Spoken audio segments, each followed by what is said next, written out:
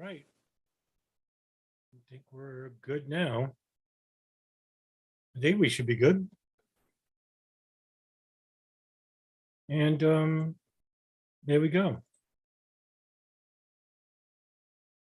All right, so here we are.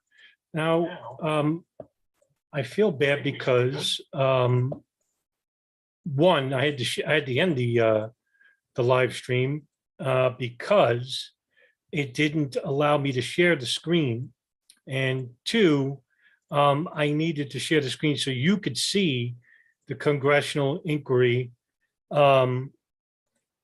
as it's being played. What I wanted to do was basically share the screen with you so you could see for yourself regarding what's being played. And what I want to talk about is the two congressional inquiries regarding the National Commission on Terrorist Attacks and the Joint House Intelligence Committee on the terrorist attacks, the two congressional inquiries regarding the September 11th attacks. And I think it's important to talk about these in context. And what I want to do is I want to share a video with you and then play the video and talk about it afterwards, about what is missing or what is wrong with the statement made in the video. Now, I have a couple of videos lined up and ready to go regarding what I wanted to share.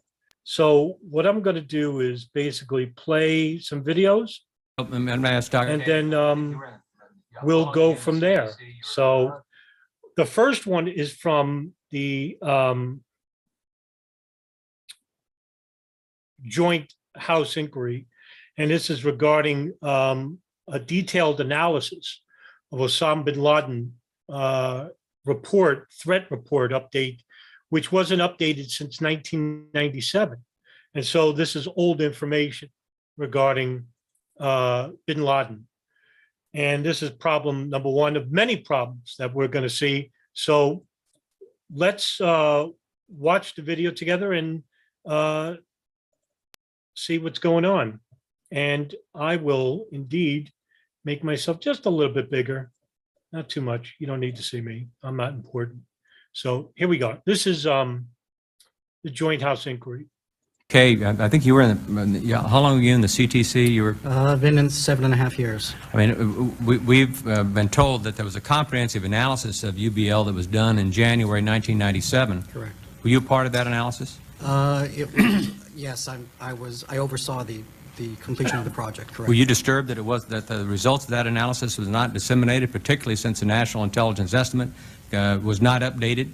By 1997, we were still presuming, those of us who were being delivered information, we were still being told and presumed that Osama bin Laden was financing terrorism, that he was not the head of al-Qaeda. We didn't even have the information that Ms. Duran talked about with Fadl, with Junior. We didn't have that information either. I mean, do you think it was a mistake not to disseminate the comprehensive analysis that was done in 1997? I think it was. It would have been better had we been able to get out as much of that story as possible, as quickly as possible. We were unable to. The project that that's mentioned at the time it was completed, and completed means essentially it was in draft, was not in a form that was suitable for outside consumption, and it needed to be prepared in such a fashion that it would be manageable, easily digested, and understood by the policymakers. So, all right, Kate, that's just one problem. So, look, what was he talking about here? Well, he's talking about the threat update regarding bin Laden, and that the CIA, now that the individual's name is Dr. K, he's hiding his identity. He works at the CTC Terrorism Threat Analysis Strategic Group, some group within the Counterterrorism Center.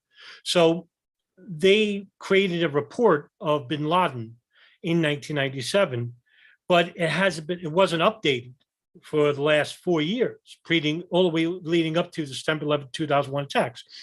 So this is talking about Khalid Sheikh Mohammed and Osama bin Laden. So why wasn't these threat updates about bin Laden updated in 4 years? Now, he would later on go and explain that he's a subsection of the Counterterrorism Center, and that, he's just one unit in many units regarding the Counterterrorism Center, whether he got information or not. This is all about plausible deniability or basically just malfeasance. So you would think that this one subsection of the Counterterrorism Center at the CCC would basically have an updated report regarding the most important terrorist in the world at the time, Osama bin Laden. But that wasn't the case. Now, he was part of that report, and it was never updated. Now, that's a problem. And that's a problem. And that's just one of many. Now, let's go to another video that I'm going to be talking about here. And this is also from the Joint Intelligence, Joint House Inquiry. And here it is. Let's see what they have to say. I think we have to know precisely, and perhaps we have to talk to the people other than the FBI agent who is here, who confirms what our staff report says to the best of his knowledge. I think this is such an important question that if there's any difference on this from the staff report, we should hear from the CIA. And I would ask our CIA officer who is here to take that request back, and if there is a difference that officer had recollection-wise as to what happened at that meeting, whether or not she did in fact refuse to let the FBI know in June of 2001 why the CIA was tracking these two men, why they didn't say at that time that we knew that these two men had visas to the United States. The FBI still didn't know that. That still wasn't on the watch list as of June of 2001. Now, this is 16 months after the CIA knew that these men had visas to come to the United States, had entered the United States. Still, according to our staff report, there is this refusal on the part of the CIA to share this information. And this is critically important information. I think that we've got to have accountability in this system. And that failure is massive. And if that information should have been shared, and should have been shared a lot earlier, and if watch lists should have been entered, and if FBI should have been notified, which it seems to me it's clear all that should have happened, then we've got to know who is responsible for those failures. If we're going to really break down walls, real and imaginary, I think we have to. Okay, so what is he talking about here? Well, he's talking about two individuals who are al-Qaeda operatives, Khalid al-Mihdhar and Nawaf al-Hazmi. Both men allegedly helped to hijack American Airlines Flight 77 that crashed in the Pentagon.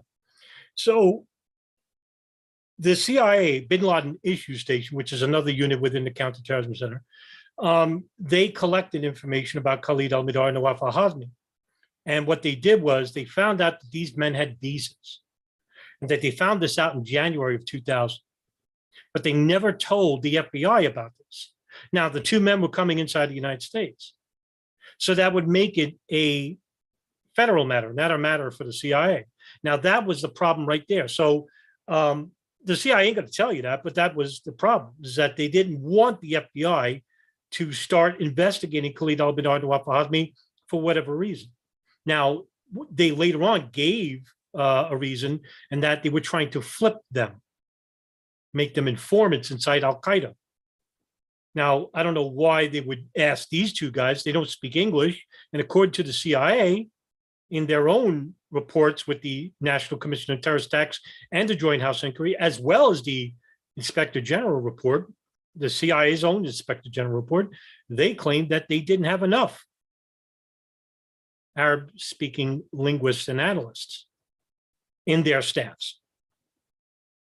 So I don't buy the notion that they were going to flip them. Now, I don't dismiss it, but I don't buy it. There's something more to it. And so why did they not inform the FBI about these two men entering the country and had visas? Now, they did tell them in June of 2001 in a meeting, but what they didn't tell them was that they had visas. They tell them that they were from Saudi Arabia. They had passports from Saudi Arabia, but they didn't have U.S. visas. Now, that was in June of 2001. There was another meeting with the CIA and FBI in July of 2001. And in July of 2001, a CIA analyst called Clark Shannon met with FBI, an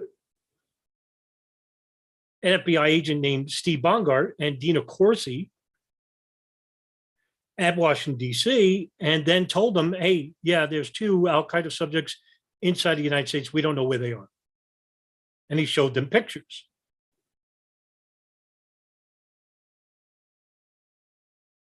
But he didn't tell them their full names, and he didn't tell them where they were, and didn't tell them they had U.S. visas. So that's another problem right there. So this is becoming a consistent problem with the CIA so far, and it doesn't end there. There are so many. Now, the next video I'm going to play for you is basically from the 9/11 Commission, and let's see what they have to say in this video. There was also some evidence that the staff developed, I'm sure through some of your help, that he may have been selected for the plane operation, maybe even at the time the Hamburg group was assembled. And now he shows up, after he's withdrawn and kind of disappeared, he suddenly shows up again on the lookout list. And to the extent you can, I wonder if you would share with us, is there any information that's relevant to our probe that, or information that gave rise to him being on that list? I could perhaps address that, and then whomever else, in terms of the selection of those, the 7 individuals Yes. for the be on the lookouts of BOLOs. 5 of them were assessed as having at one point expressed intent, as Jade did, to commit attacks against the U.S., either had language skills, aviation skills. Jade had Canadian connections that we're concerned about.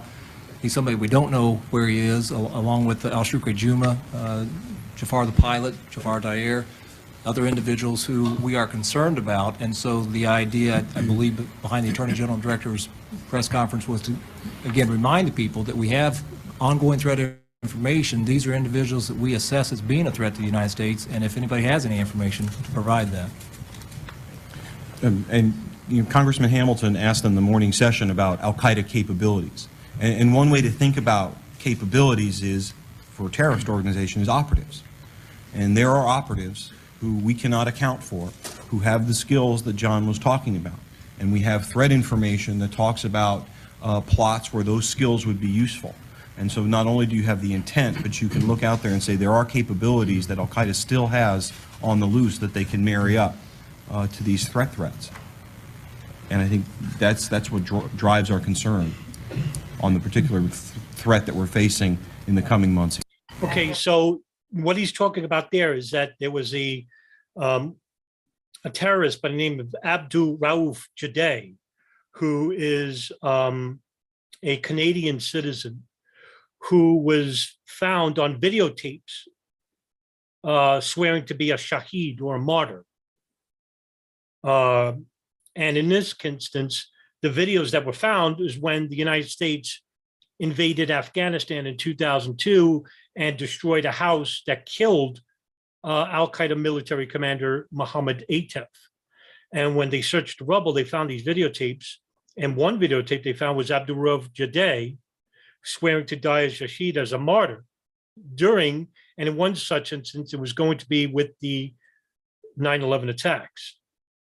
So this is really huge because it shows that even there was going to be a second wave of attacks. Now, this is backed up by the testimony of another al-Qaeda operative named Zacarias Moussaoui, who was arrested before the September 11th attacks. And in his testimony, he said that he was initially being part of the initial wave, but then he was demoted to the second wave of attacks. Now, again, was this really followed up upon by the FBI? Was this really followed up upon by the National Commission on Terrorist Attacks here? I mean, there was some questions about it, but it didn't really investigate the matter further. Why? Because according to one person who was involved with the Able Danger Program, Anthony Schaefer, he later will claim in an interview I've done with him that the National Commission on Terrorist Attacks already had a story to tell. So that means whatever anomalies, even if they implicate other people, they're not going to be investigated on. Now, why? That's the question. That's the question to ask. Why? Why was this not investigated further? Why was the additional second wave of attacks not investigated further? Now, you may say, well, what are you talking about, second wave of attacks? And, my great co-researcher, DJ Thermal Detonator, myself, Ryan Dawson, very few people have reported on the additional hijackings that were going to take place. One of them was United Airlines Flight 23. And you can Google it up. Go Google United Airlines Flight 23 9/11. And you'll still see some old stories regarding a plane that was going to take off out of JFK on September 11, 2001. And I believe that plane was going to San Francisco. And basically didn't take off because the CEO of United Airlines, I'm forgetting his name now. I'm sorry, because I think he's a hero, and I'm forgetting his name. It's embarrassing. But nevertheless, he said that no more flights were to take off. And because of that, he probably said count was because that plane went back to the gate. And what happened? 3 Arab men got up. They started arguing with the flight attendant. Meanwhile, there's ACARS messages, which is a transmission from the air traffic control to the captain and first officer of a plane of United Airlines that was going through and saying, hey, barricade the doors because we think there's going to be additional hijackings. Flight 175 was hijacked, and so was 93. And so they barricaded the doors. And these three guys got off. And they basically, when they looked through the luggage that they left behind, they found an Al-Qaeda manual and a pilot's uniform. You think that was separate? Bob Graham, the co-chair of the Joint House Inquiry, would later state that they knew about additional hijackings. Well, then why wasn't this followed up? And to the additional people that were arrested on September 13th and 14th when they lifted the airline ban, that very few people, in fact, I think DJ Thermal Detonator is the only prominent investigator that actually uncovered this anomaly. Paul Thompson, too. Why isn't this reported on? So that's another anomaly regarding the September 11th attacks that is basically ignored. And so, I don't want to keep harping on the subject, but let's continue because there's so much more to show you. One final question. Again, Secretary Wolfowitz, this is, again, to be fair, and I want to shoot straight with you on this. We have Mr. Clark coming up tomorrow, and he has a reference in his book to a to an April 30th deputies meeting where he claims, and we want to know if this is accurate or not so that we can ask him the direct questions tomorrow. He claims that in this meeting, when they're talking about a plan to go forward to go after bin Laden and al-Qaeda, that you brought up the subject of Iraq, and that you said you put too much attention on Iraq as a sponsor, as a state sponsor of terrorism, and not enough emphasis on al-Qaeda as a transnational sponsor of terrorism. Right. I have just two comments or two questions on that. One would be, is that fairly accurate? Is his portrayal of that deputies meeting accurate at all, or accurate to some degree? And secondly, in an interagency meeting where dialogue and discussion of these things should take place, that's what the interagency process is about, isn't that where these discussions should take place? That opinions should be bounced back and forth and debate should be heated at times about the different threats to the world. Thanks for giving me a chance to comment. Before I do that, let me just make a comment on the last exchange you had with Secretary Rumsfeld. Please. And it applies to quite a few comments, including Senator Gordon's question about the luxury of 7 months. I think there's a basic difficulty of understanding what a plan really is. A plan is not a military option. Military option is to a plan what a single play in football is to a whole game plan. And this notion that there's a single thing that if we'd only done it, it would work, is like a Hail Mary pass in football, which is what a desperate losing team does in a hope that maybe they can pull things off at the end. A plan has got to anticipate what the enemy will do next. It has to anticipate what the government of Pakistan will do. It has to anticipate what world reaction will be. It has to go down many pathways, and it's not a timetable. No one can tell you what's going to happen next.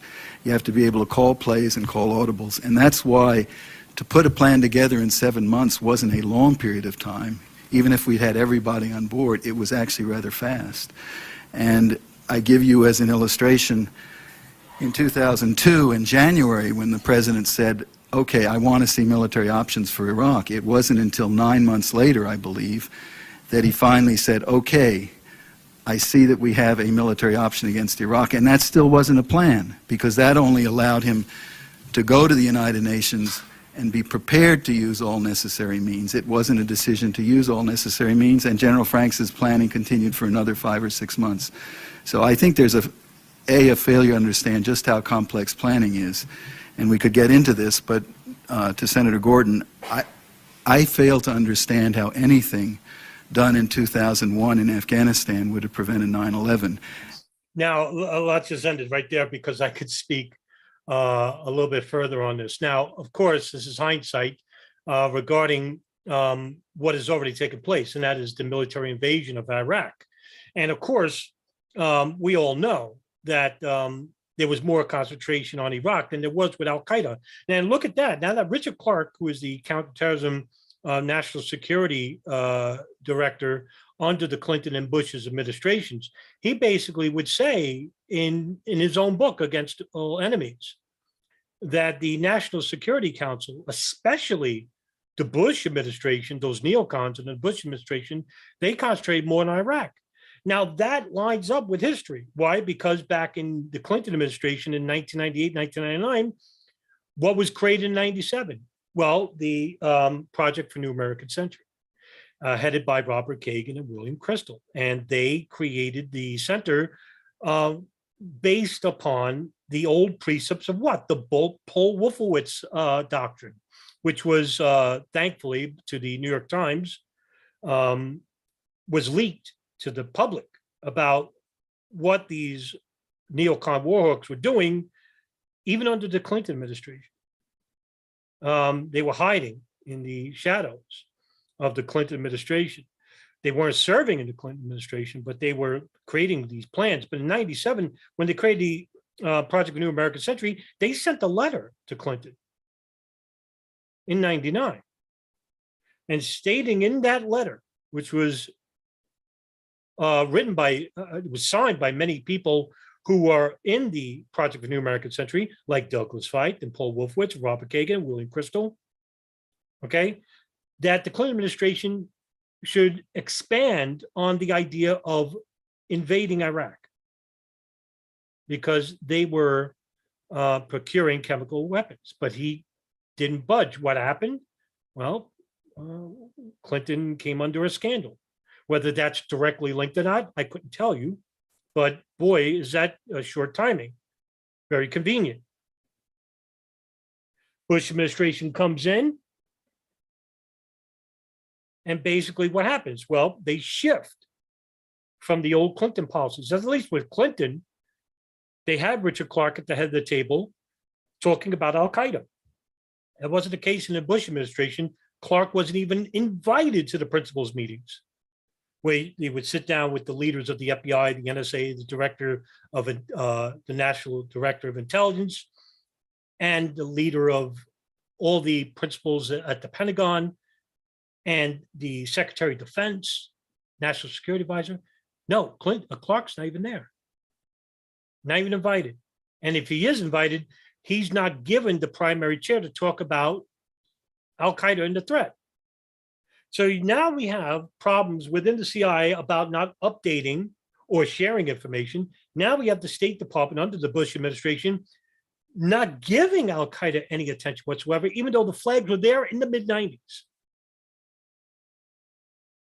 So I'm trying to show you that there are multifaceted problems, not just within the intelligence, but within the State Department itself.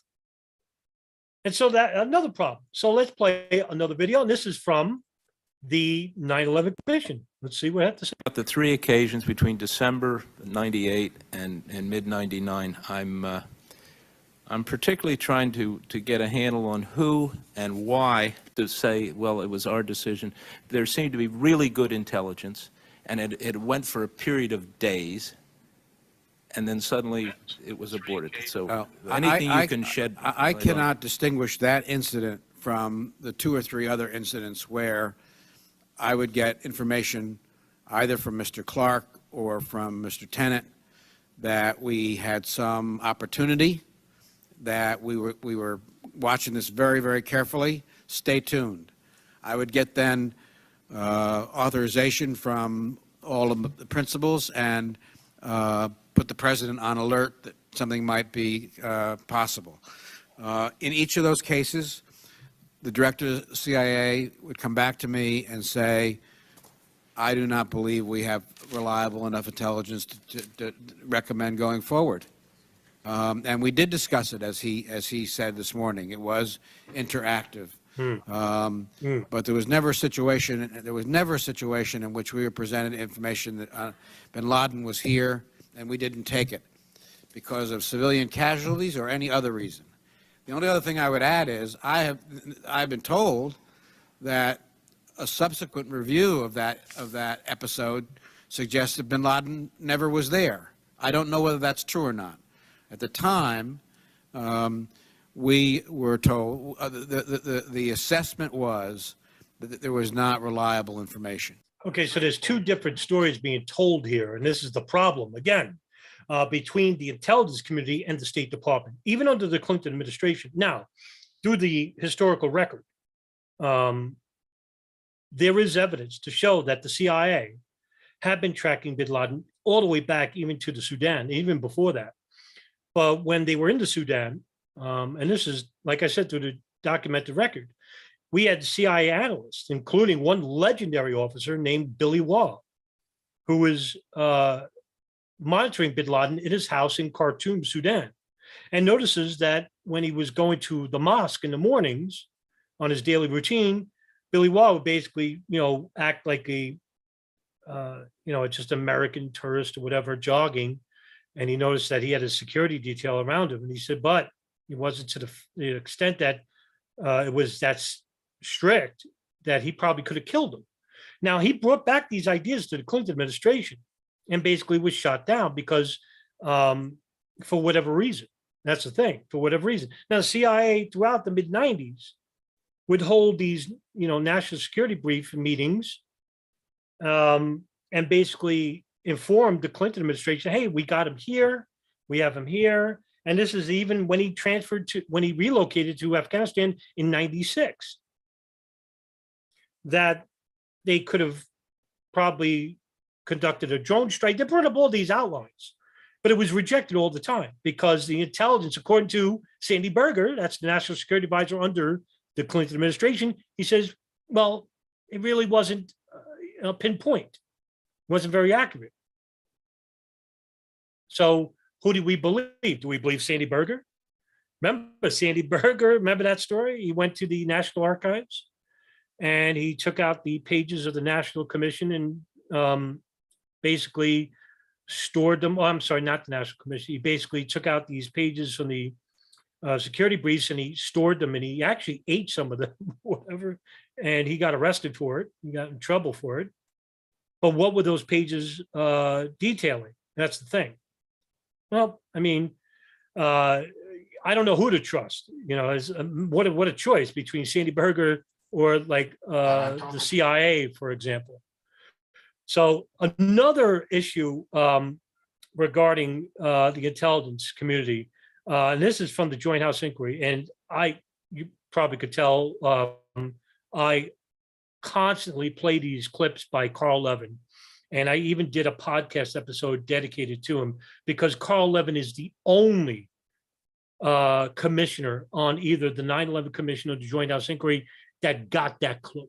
He was right there regarding the breakthrough into 9/11. And that is the pre-intelligence involving Khalid al-Mihdhar and Nawaf al-Hazmi inside the United States, and how the CIA didn't share this information and got 3 CIA officials to admit that they didn't share the information for security purposes, intentionally withholding it because they were flipping them, or basically that they did share with the FBI, but it turned out to be a lie.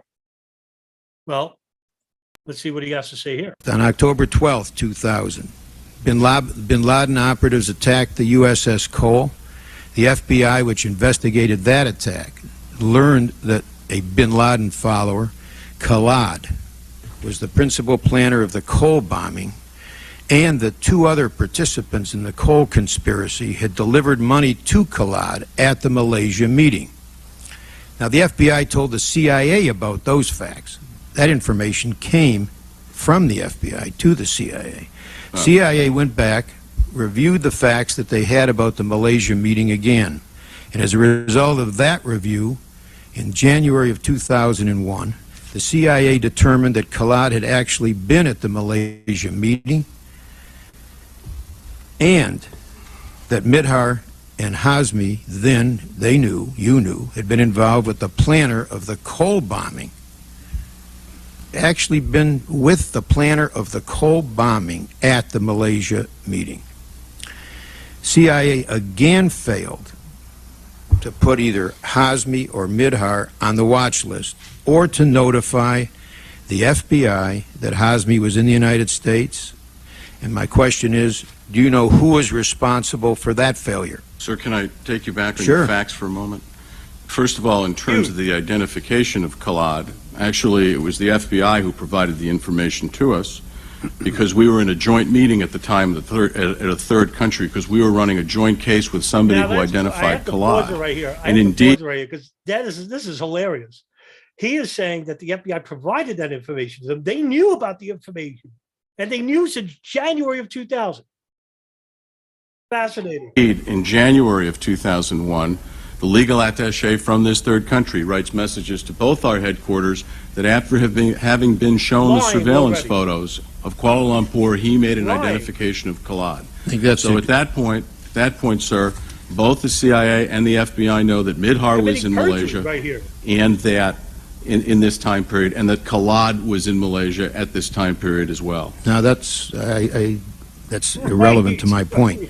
What you did not notify the CIA of at that point, No, the FBI. excuse me, but you did not notify, thank you, the FBI of at that point, is that you knew that Hazmi was in the United States. That's correct, sir. That's January now of 2001, another failure. Right. Sir, there are 3 instances, as I note in my testimony, on My- 3 my separate question, occasions. I know. My question, You do you know complained who about was it. responsible to notify the FBI at that time? I don't, but I will And find I'll tell out. you who that was, Michelle Ann Casey, who is actually a CIA analyst in charge of the Yemen Hub investigation, the Yemen Hub, which is the Al-Qaeda communications hub based in the capital of Sana'a in Yemen.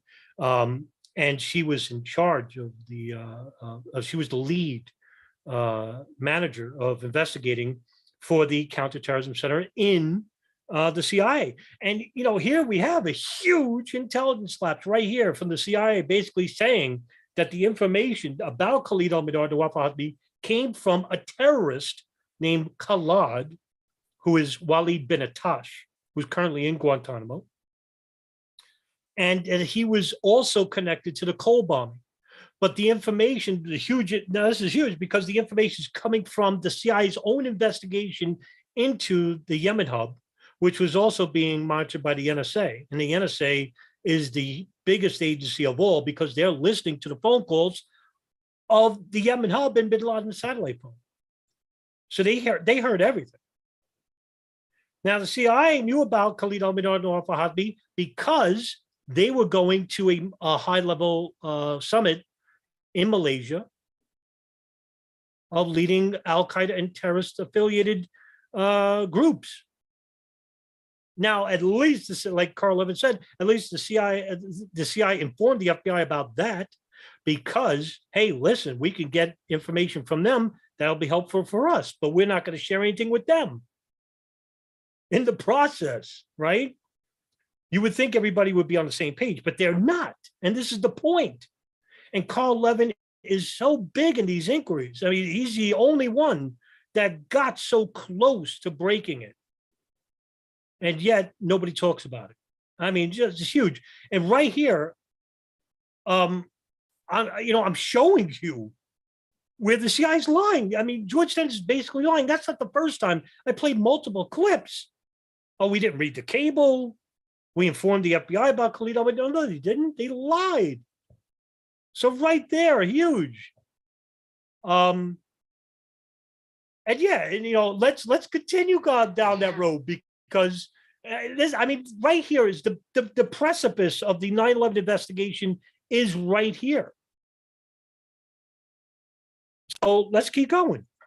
And here's where I want to pick up with our witnesses. The CIA analyst who attended the New York meeting acknowledged to the Joint Inquiry staff that he had seen the information regarding al-Mihdhar's U.S. visa and al-Hazmi's travel to the U.S., but he stated that he would not share information outside of the CIA unless he had authority to do so and unless that was the purpose of the meeting. Right. Now, June 11th, New York.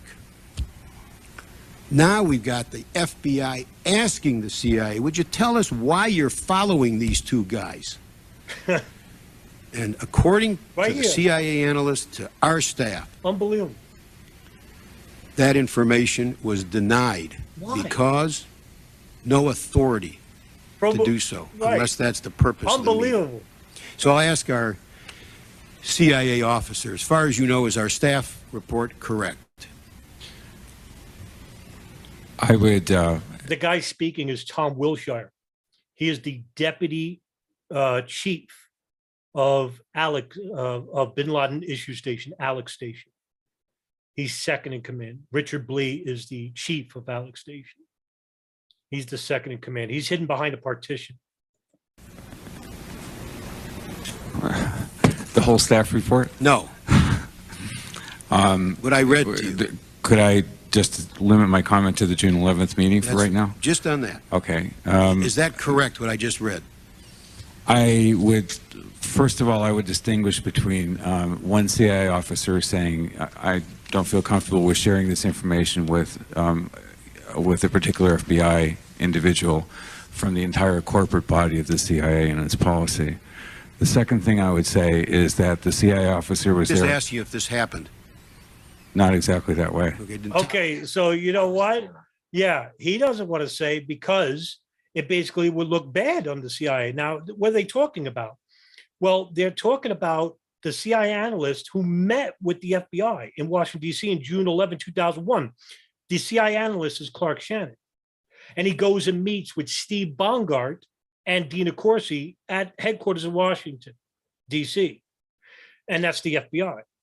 And so he's showing them photographs because earlier in another meeting, Margaret Gillespie, who's an FBI agent, who's on loan from Washington, D.C., she's an FBI agent, she's on loan to work with the CIA at Alex Station. And she goes back because the CIA tells them, here are some photographs taken at the Malaysia summit meeting. Just, she doesn't know who these people are. So the CIA tells her, go and ask the FBI who these people are. In other words, this is a fishing expedition. That's all this is. So she goes with Steve Bongart and tells him, hey, do you know who these people are?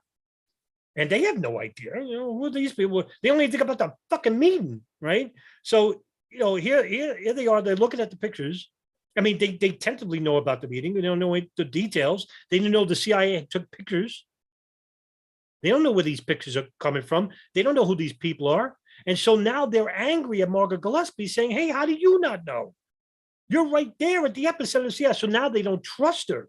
So there's a dual-edged sword. The FBI basically the CIA now knows that, hey, they still don't know who these people are. And not only that, now they don't trust their own agent.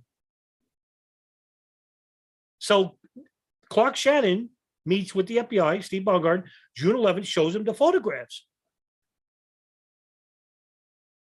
Hey, who are these guys? He doesn't tell them in June 11th. Doesn't tell them. And so why can't you tell us? Because he had no authority. Now, later on, Clark Shannon would give closed-door testimony, not to the public, regarding his experience with the CIA monitoring al-Qaeda, and talked about this meeting. George Tenet is asked about this at the joint inquiry. And what is he saying? That's not what I told him. So is Clark Shannon lying? Why isn't he fired? Because Clark Shannon isn't lying. George Tenet is lying. That's why. The question is why? That's the question. Why? Right? So, all right, let's sidestep and let's talk about the 9/11 Commission again and see where this leads, because here's another huge misstep. Did you consider al-Qaeda to be a first-order threat? And particularly in the spring and the summer of 2001, how did you practice this priority? I and others in the administration did consider it a serious threat. The intelligence, correction, it goes back through history, their prior behavior, the statements that had been indicated by Senator Kerry, Sure. and the intelligence threat reports that one would read as we went along, drove one to a conclusion that they were active, that they had been successful in some attacks, and that they were planning, talking, chattering, and hoping to do various types of damage.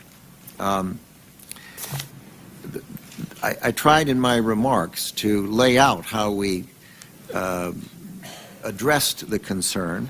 One level was at the National Security Council level and the planning and the process there. A second was to address the department as a whole and see if we couldn't strengthen our special forces, strengthen our agility, develop the ability to move faster, to move with smaller elements rather than large footprints, But the special ops were not used during that time period, correct? not against al-Qaeda. They were used in some other things, as I recall. So with reference to al-Qaeda, But the changes to special ops are still taking place. It'll take probably another year for the process for them to move from a supporting to a supported command requires them to develop the planning functions in key locations around the world and to rearrange themselves both with respect to their organizational structure and their equipment. Okay, so look, this is regarding the threat report updates to the incoming Bush administration in 2000. And so Tim Romer is right. He's basically saying, all right, did you give this primary information? Because the Clinton administration, at least they did, but they didn't act on it. Bush administration basically says, we'll concentrate on North Korea and China, because that was their foreign policy initially heading into the year 2000. And Condoleezza Rice basically says later on that, we didn't give al-Qaeda, really a serious inclination other than that there's just this ragtag bunch led by bin Laden, because the threat reporting updates were not being shared with the State Department. And I played, the initial video for you where they basically says, Dr. K basically says, we didn't update the information regarding bin Laden since 97. And you wonder why nobody from the Clinton administration or the Bush administration basically dealt with this problem when it should have been dealt with, especially after the attack on the USS Cole. Now, regarding Donald Rumsfeld, why didn't we militarily act on al-Qaeda if it was considered serious to the Bush administration. Now, of course, he's saying this after the fact, saying, yeah, oh, they were number one, but not in their foreign policy guidelines. Bush administration ran on the election on Al-Qaeda? No. Bin Laden? Nope. China? Yeah. North Korea? Yep. And then all that changed because September 11th happens. And what happens? Iraq. Right? What? Where'd that come from? So look, what I'm sharing with you so far is anomalies all over the fucking board here. And I just played what, 9 videos for you. I have 71. I'm not going to play them all, but like, that's amazing. Here's another one. Now we concentrated on the State Department. We concentrated on the CIA, right? What about the fucking FAA, right? Because what happened there? The security lapses at the FAA that allowed these attacks to happen. Well, I've got the video just to show you. We're watching for something happening overseas. Let me deal into that a little bit. Bajinka happens in 95. FAA sent somebody over to Manila. Are you familiar with that? Are you familiar with the FAA sending a representative over to Manila? Yes. And what did they come back and say? What did that person report after going over to Manila and finding out that a member of Al-Qaeda was going to hijack 12 American airplanes in a suicide fashion? I've got to get both words in here because you all say, geez, I didn't think they could commit suicide. There were 10 attacks by Al-Qaeda against the United States from 1992 to 2001, and 9 of them were suicide. We knew by then that bin Laden was going to come after the United States. So what did the guy report when he came back in 1995? What did he tell you? And what was your response to it? Well, my recollection, and I do not have specific recollection of what was said, but my general recollection was that the threat at that time and continued up through September 11 was really directed outside the borders of the United States. Wow. In 1998, after the East African Embassy bombing, Mr. Belger, it was in the newspaper that the United States of America federal government arrested 2 suspects that were in the United States. One in California, one in Texas. Ali Muhammad and Wali. Why would you reach that conclusion, that they were only going to attack outside the United States? The conclusion I reached, sir, was based on the intelligence information that was given to me. I mean, I can't be any more... I'm talking about stuff that's reported in the newspapers. It doesn't come from CIA. That's right out of the darn newspaper. It's embarrassing. Hopefully, I don't know, sir. I don't remember reading that. You're in luck. You're in luck. My time ran out. See, no, okay, this is huge because basically with the threat updates coming from the Bajinka plot, which was a transnational terrorist plot, which was constructed by Ramzi Youssef and Khalid Sheikh Mohammed. Ramzi Youssef was the alleged mastermind in the 1993 World Trade Center bombing, and Khalid Sheikh Mohammed, his uncle, who was the alleged mastermind in 9/11.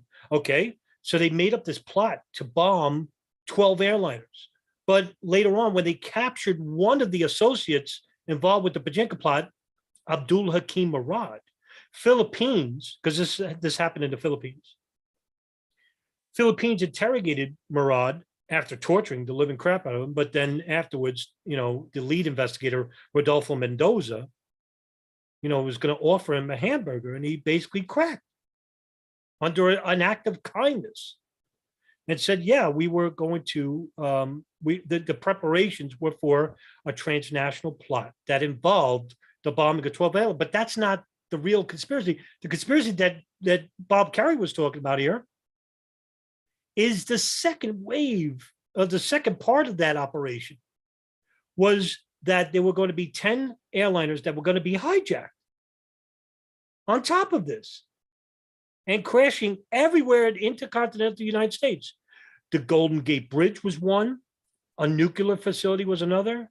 The Sears Tower was another subject. The Pentagon, the World Trade Center, the U.S., the Capitol.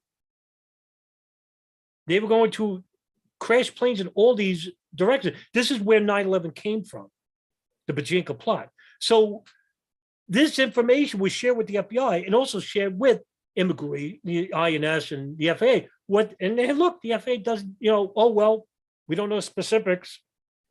So in other words, Kerry was telling them What did you learn about the Bajinka plot report? And did you implement stricter security measures on your airlines?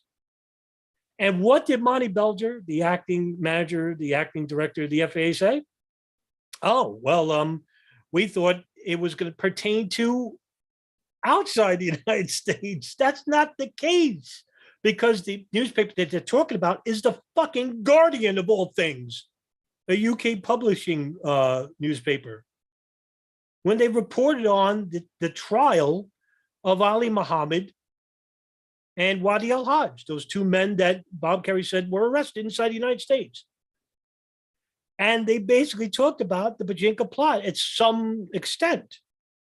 And when the report came back from the Philippines regarding the Bajinka plot, the jig was up. Hey, listen, they're going to attack the United States using airliners. This is 1996. This is huge.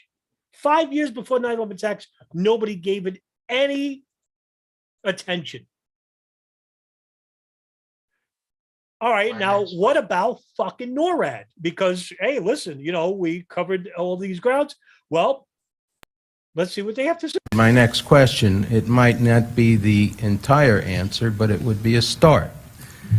Let me ask you whether that might not have stimulated an effort to determine the level of communications with FAA, which, as we determined on September 11, were abysmal.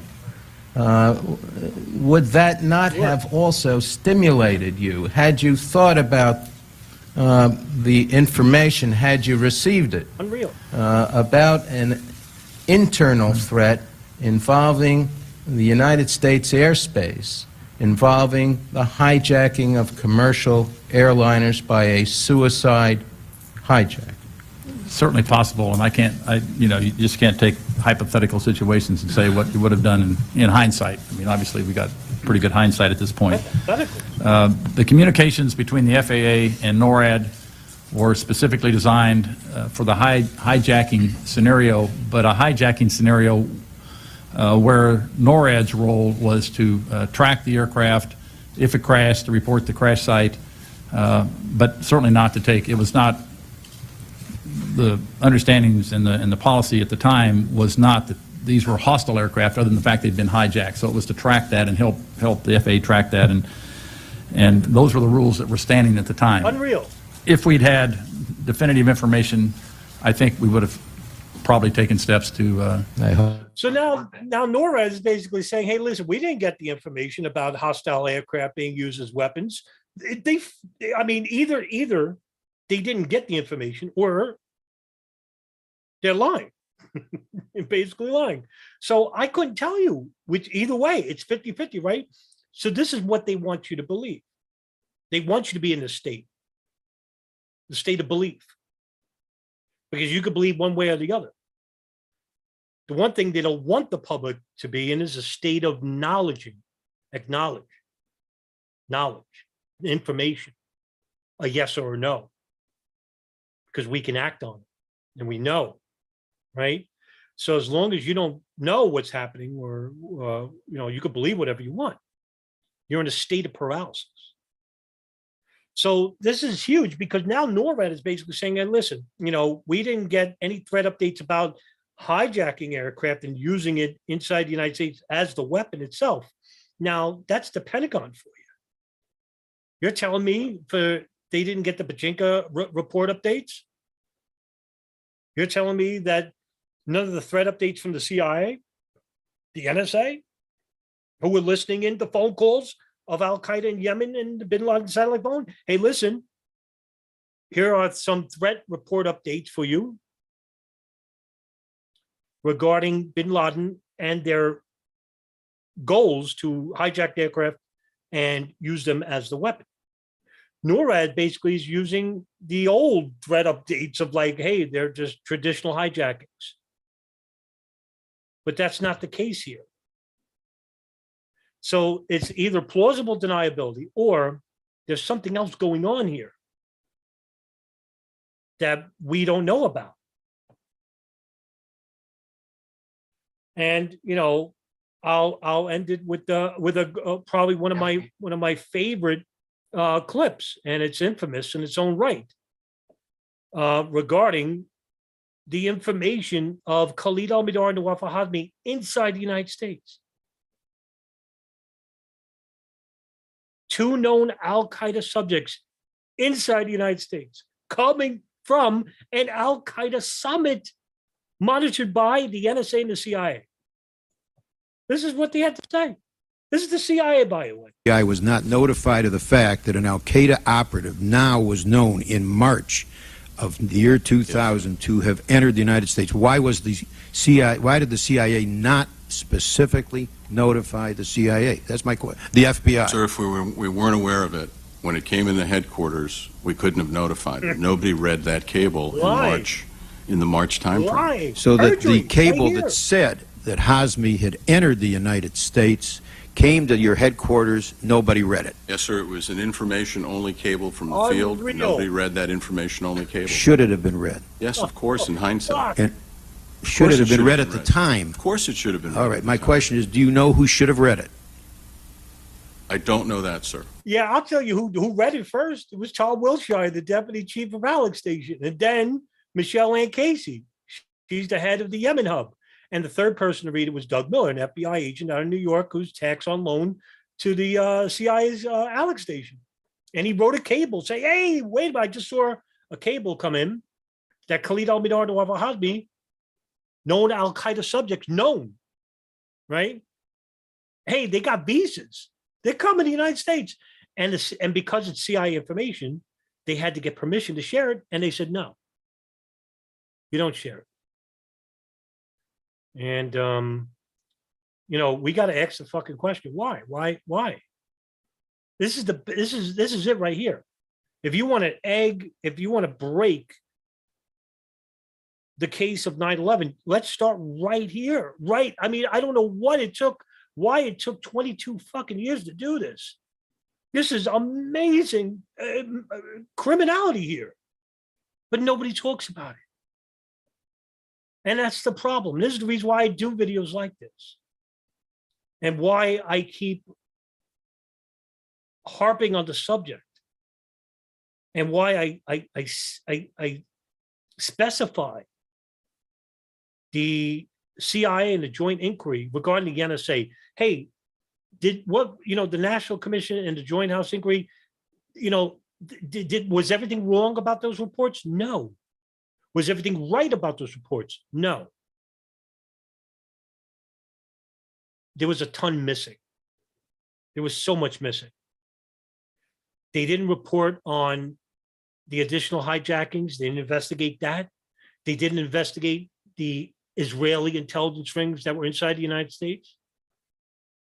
They didn't report on the Saudi intelligence rings, Omar al-Bayoumi, Osama Basnan, Fahad al-Tamari. That wasn't in the reports of the Joint Inquiry or the 9/11 Commission. It was covered up. So there you have it.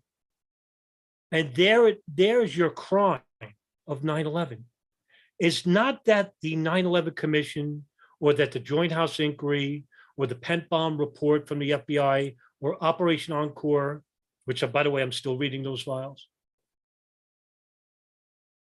It's not that they were wrong.